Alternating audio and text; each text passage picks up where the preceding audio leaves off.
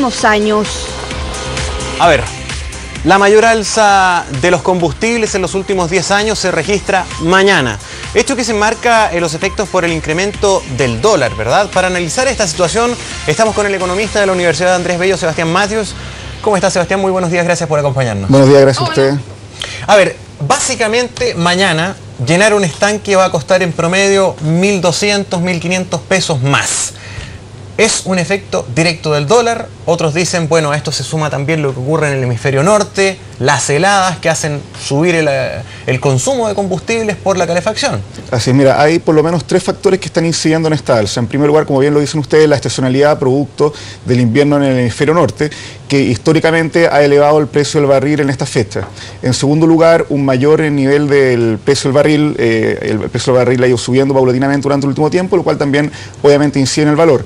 Y por último, el tipo de cambio, que ahora tenemos un tipo de cambio levemente superior que hace un par de semanas atrás, y como obviamente el dólar está valorizado, el barril está valorizado en dólares, obviamente esto incide. Por lo tanto, hay una suma de factores que están incidiendo en este mayor precio que han enfrentado los consumidores a partir de mañana. Ahora, sin el fondo de estabilización del petróleo que también servía para estas coyunturas, ¿cuánto ha afectado el que se demore el proyecto nuevo? Que no es un fondo de estabilización, pero sí un fondo para los combustibles. Entonces la pregunta es, si realmente en esta coyuntura hubiera ayudado, o como dice el ministro de Hacienda, como esto es más bien cambiario, la verdad es que el alza hubiera venido igual. Mira, yo siempre tuve mis dudas sobre el Fondo de Estabilización del Precio de los Combustibles. Yo creo que este tipo de fondos son buenos cuando hay alzas o bajas muy transitorias, muy aisladas en el tiempo. Nosotros previo a la crisis vimos una coyuntura en la cual el precio del barril del petróleo pudiese incluso haber llegado a los $200. Hoy día estamos bajo la mitad de eso. Pero cuando ya son elementos más una tendencia que un punto, estos fondos de estabilización funcionan muy poco, porque al final nunca alcanzan, ¿verdad? No así cuando hay un hecho puntual y de repente subió un mes, bajó el otro, pero en definitiva cuentas la tendencia es que se mantenga un cierto equilibrio. Pero este nuevo fondo apunta también al petróleo, no al tipo de cambio, por lo tanto no hubiera ayudado tanto tampoco, ¿no? Claro, o sea, hay que analizar cuánto hubiese sido el efecto real de este fondo de estabilización. Ahora hay que ver cómo se implementa estas nuevas políticas para paliar las alzas bruscas del petróleo. Ahora, a medida que la economía mundial se vaya recuperando, nosotros podemos esperar que el precio del barril vuelva a sus rangos normales, previo a la crisis, que como te digo, pudo incluso haber llegado a los $200. Por lo tanto, esto es un tema no de corto plazo, esto es un tema más bien de mediano plazo. Probablemente este año el precio del barril no llegue a esos valores históricos, pero sí se podría esperar que a partir de mitad de año, ya hacia fines quizás de este año, el precio pudiese tender a subir. Ya, o sea, igual es importante acelerar este tema. Sumamente importante. Esa perspectiva. Hay que hacerlo ahora que el precio está relativamente bajo, entre comillas bajo, para que cuando el precio realmente llegue a los estándares normales, tengamos el fondo y tengamos medidas buenas. La proyección en el mediano plazo para este 2011 es más o menos de $120 durante el 2011. Claro, hoy día está un poco menos de los $100 el barril. No hay ninguna contraindicación que pudiese decir que no vamos a llegar a los 120. Es una de las probabilidades. Ahora, es muy arriesgado aventurarse con una cifra, pero esta cifra de los $120 es totalmente factible. Sebastián, más allá del dolor al bolsillo, sobre todo en esta época que mucha gente parte en sus vacaciones, quiere llenar estanque y claro, mañana es bastante más caro. Está el tema similar, pues ya vamos a hablar del tema en Magallanes, de cómo aumenta el costo de la vida también. Porque cuando suben los combustibles no solamente se encarece el estanque, sino que se encarecen otros bienes. Y hay todo un efecto dominó de la economía que en definitiva le cuesta al consumidor. Exactamente, porque hay que ver el combustible no como un bien final. El combustible por sí mismo no sirve para nada. El combustible es un insumo que sirve para transporte, para calefacción, en fin, y todo eso tiene un efecto dominó en cadena que va encareciendo el costo de la vida en general. Probablemente tengamos presiones para subir el precio de la locomoción también, ¿verdad? Y todo eso encarece el costo de la vida de las personas. Ahora, esto va a afectar directamente también en las próximas mediciones de IPC, que como ustedes bien lo saben, la cifra que se mostró la semana pasada fue muy baja, 0,1, ¿verdad? La inflación total del año pasado, 3%, bajísima. Probablemente ahora tengamos presiones para que quizás el próximo IPC no sea 0,1, quizás esté entre 0,3 y 0,5, y así sucesivamente, y el Banco Central obviamente tenga una mayor presión para subir también la tasa de interés. Y es más caro a todos pedir un crédito. Exactamente, y ahí está el efecto encadenado que al final sube el costo de la vida de todas las personas. Bueno, tal vez por eso están buscando medidas paliativas, anticipándose a ese escenario, porque por ejemplo se anuncia este proyecto de que va a poner a disposición de distintos actores la venta de los seguros en términos de los créditos hipotecarios para así disminuir el valor de esos costos, tal vez anticipándose al alza de los costos de los créditos. Claro, se están buscando todo tipo de medidas que amorticen un poco el alza de los créditos, se está haciendo un poco más competitivo el sector. Pero hay que ver en cuánto se puede hacer más competitivo, en cuánto realmente no van a subir las tasas. Ahora, esto responde, también a una necesidad no solo puntual, sino que de reformar el sistema financiero, porque tiene varias, como decirlo en buen chileno, yayitas, nuestro sistema financiero, desde un spread muy fuerte, o sea, una diferencia entre lo que te dan por cuando tú pones la plata a cuando tú la pides, y que según varios rankings internacionales afectan la competitividad de Chile, algo tan nombrado por estos días, que necesitamos ser más competitivos. Claro, yo creo que el efecto es al revés, o sea, la menor competitividad hace que tengamos estas diferencias. Es lo que te digo, que ¿verdad? afecta nuestra competitividad el tener estos tremendos spreads, o sea, lo han dicho varios organismos, a eso me refiero. Exactamente, pero mira, acá para regular eso, más que regular, para minimizar esos efectos hay dos cosas.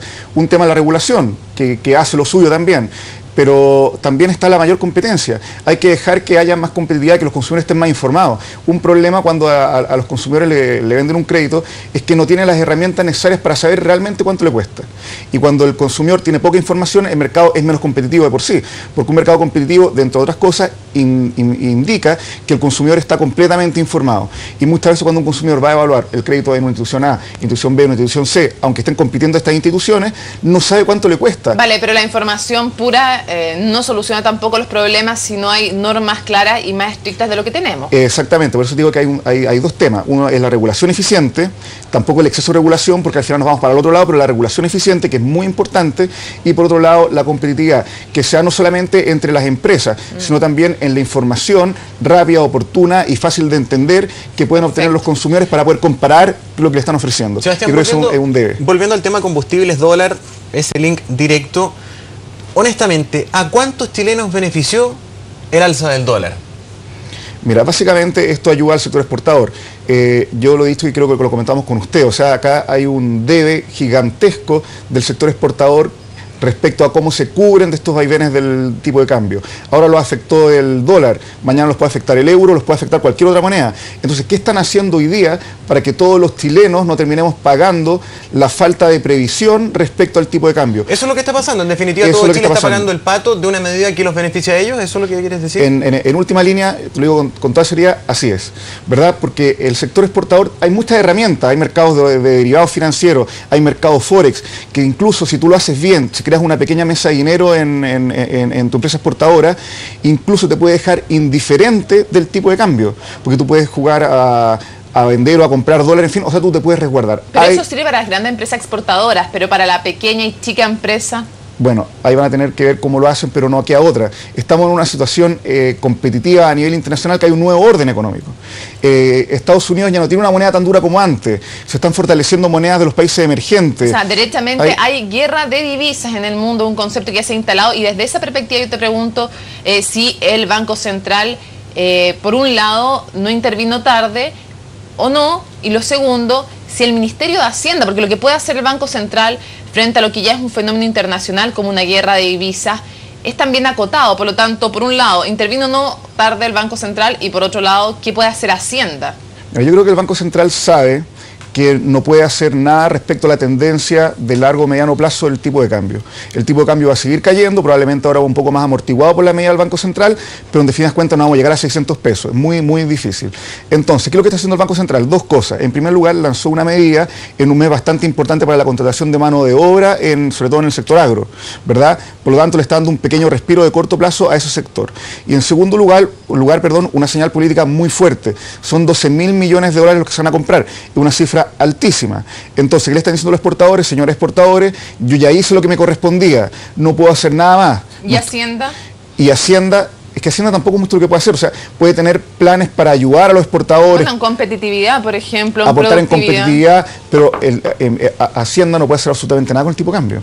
No, pero sí, alguien no puede, en el fondo, resguardarse de una tendencia mundial, pero es más competitivo, me imagino que está mejor parado. Claro, mira, lo que ha hecho Hacienda hasta el momento, claro, no estoy diciendo que no pueda hacer más, puede hacer más. La ventanilla única, hacer un poco más eficiente los trámites de exportación, que eso en definidas cuentas te reducen también un poco los costos.